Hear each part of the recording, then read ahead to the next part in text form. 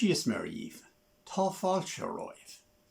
Welcome to this Matt and Michael's lockdown with Matt Gilsenan and me, Michael Farry. Here we are, past the middle of January already. We've had our cold spell, we've had snow, and maybe that's the end of that. There's snowdrops in the garden, the daffodils are coming up, so spring is on the way. So we have another programme of song and poetry for you with myself and Matt. So we'll start with Matt. Hello again. Another song this time from the pen of Stephen Foster. It's called Beautiful Dreamer. And I do hope you like it. And again, it's piano accompaniment. A little bit faster than I would like, but however. And also I have to say I do not know the words off by heart. And if you see me do this, it's to help me try and read them. So please be patient, people. Thank you.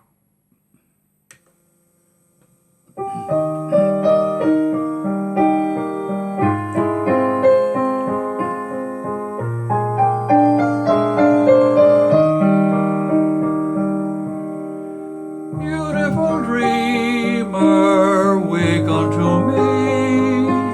Starlight and dewdrops are waiting for thee.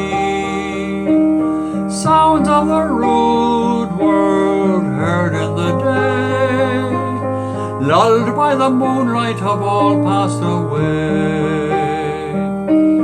Beautiful dreamer, queen of my song, list while I woo thee with soft melody. Gone are the cares of life's busy throng. Beautiful dreamer, awake unto me. Beautiful dreamer, awake unto me.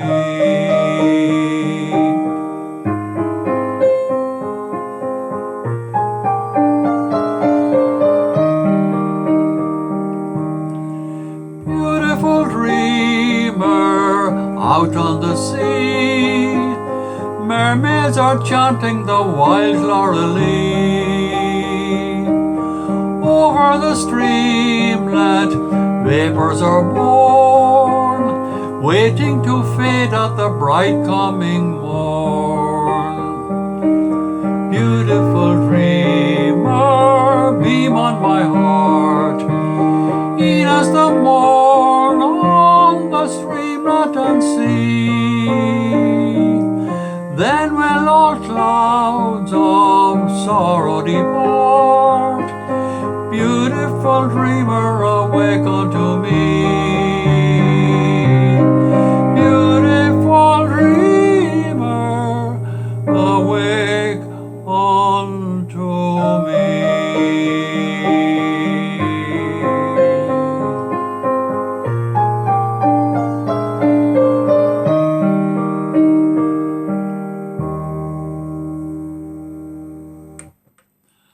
Oh, thank you so much. I hope you all enjoyed it. I've been looking at school textbooks again. This one, On Wings of Words, Junior. And Junior was for first and second class, as far as I remember. This series, On Wings of Words, was published by Brown and Nolan in 1956. And I'm sure I actually used this book because I still remember some of the wonderful poems that were in it. For instance, Rainy Nights by Irene Thompson. Rainy nights.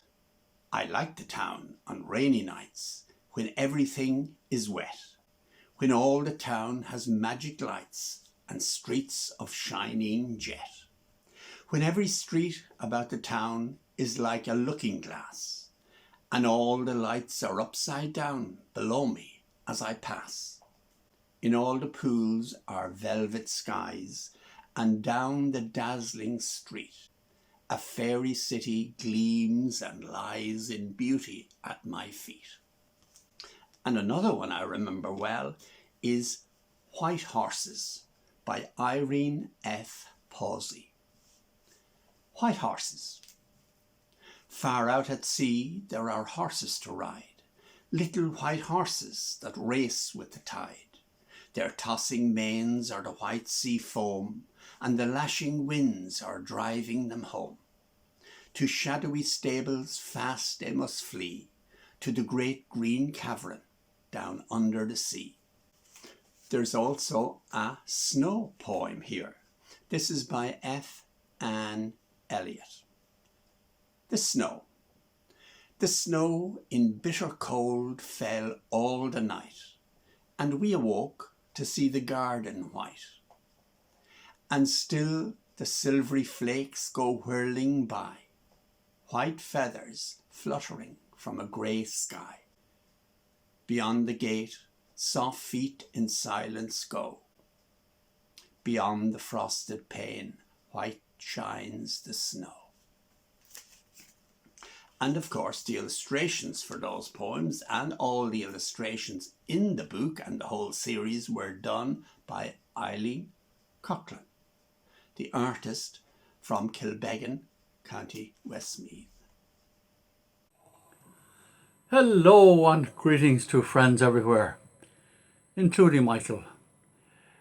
This afternoon I would like to sing a song called Silent Worship by Handel.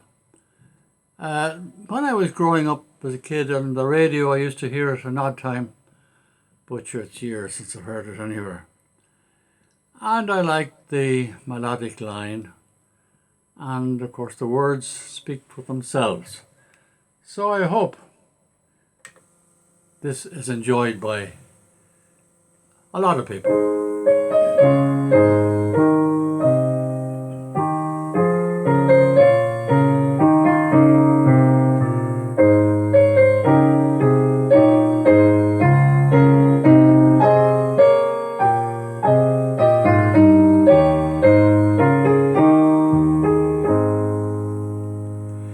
Did you not hear my lady go down the garden singing? Blackbird and thrush were silent to hear the alleys ringing. Oh, saw you not my lady out in the garden there, shaming the rose and lily, for she is twice as fair. Though I am nothing to her, though she must rarely look at me, and though I could never woo her, I love her till I die. Surely you heard my lady go down the garden singing. Blackbird and thrush were silent to hear the alleys ringing. Oh, saw you not my lady out in the garden there, shaming the rose and lily, for she is twice as fair.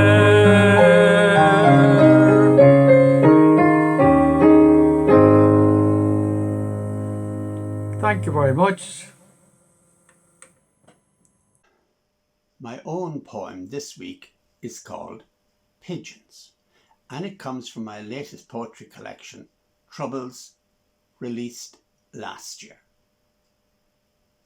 During the War of Independence, the police barracks at Ballymote kept in contact with the army detachment in Boyle, County Roscommon, just across the Curlew Mountains, by carrier pigeon. Twice a week, a Ford car was sent from Boyle to Ballymote with a hamper of pigeons to be used to send messages. Towards the end of June 1921, just before the truce actually, one of these cars was ambushed by the IRA on the Curlew Mountains. The driver and the guard were both disarmed and sent walking back to Boyle. The car was set on fire. The pigeons were released, some were killed, and some escaped and presumably flew back to their loft in Boyle. And when the British Army, it was the Bedfordshire and Hertfordshire Regiment, arrived to collect the burned out car the following day, they even took some photographs. So I wrote this poem about it in the voice of the pigeons. Pigeons, Curlew Mountains, 30th of June 1921. We are the flying squad, requisitioned from racing to play our part in the suppression of disloyalty. Twice a week, our hampers are bumped in a Ford from Boyle to Ballymote with a military escort. Then, in turn, we fly scraps of urgent paper in metal capsules back across the mountains. Bridge at Temple House demolished. Collooney Road trenched in 3 places. Big attack expected any time. We love the flight. The clear air high over tidy homesteads where humans sit by firesides reflecting on freedom. The westerlies driving us on over brown blanket bog and red sandstone outcrops to the welcome in the familiar loft. No danger, except the odd hen harrier and that hill farmer who kept his shotgun and takes us for wood pigeons. But today, somewhere on a twisting road in the bleak heather, they ambush us, shoot out the engine. Our meek escorts surrender, and the victors set the car alight, throw open our hamper lid, fire on us. Some give their lives for king and country, others make their escape, dashing for freedom into the neutral air. Then fly southeast, straight back to base. And now we have a song from Matt and the late Michael Megan from their Ballads at Ballinter CD.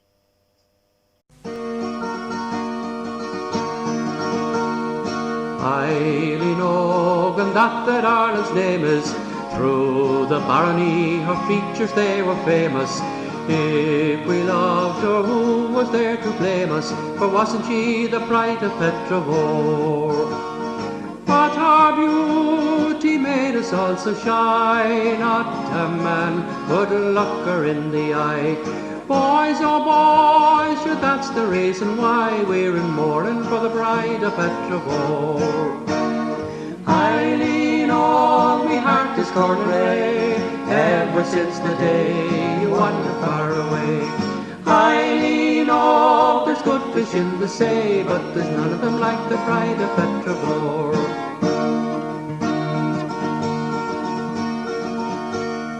Friday at the fair in Ballintubber, I met McGrath and Captain Jobber. I'd like to set me mark upon the robber, but he stole away the bride of Petrovore. He never seemed to see the girl at all, even when she ogled him underneath her shawl. Looking big and masterful when she was looking small, was provoking for the bride of Petrovore. Eileen, oh, me heart is gone grey, ever since the day you wandered far away. Eileen, oh, there's good fish in the sea, but there's none of them like the bride of Petrovore.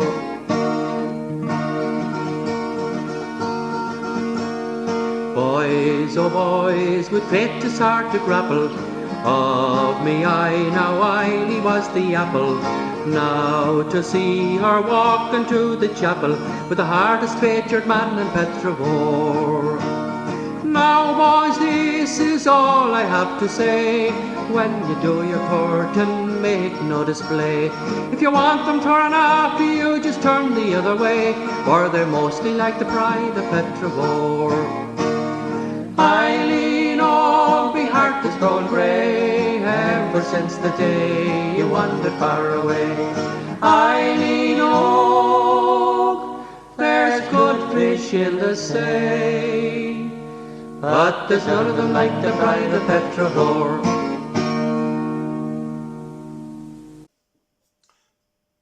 Mention of snow earlier made me think of what is probably the most famous poem about snow. This is by Robert Frost, a very suitable name. And this poem was written in 1922 and first published in 1923. So it's almost 100 years old. Stopping by woods on a snowy evening. Whose woods these are, I think I know. His house is in the village though. He will not see me stopping here to watch his woods fill up with snow. My little horse must think it queer to stop without a farmhouse near, between the woods and frozen lake, the darkest evening of the year. He gives his harness bells a shake to ask if there is some mistake. The only other sounds the sweep of easy wind and downy flake. The woods are lovely, dark and deep, but I have promises to keep, and miles to go before I sleep, and miles to go before I sleep.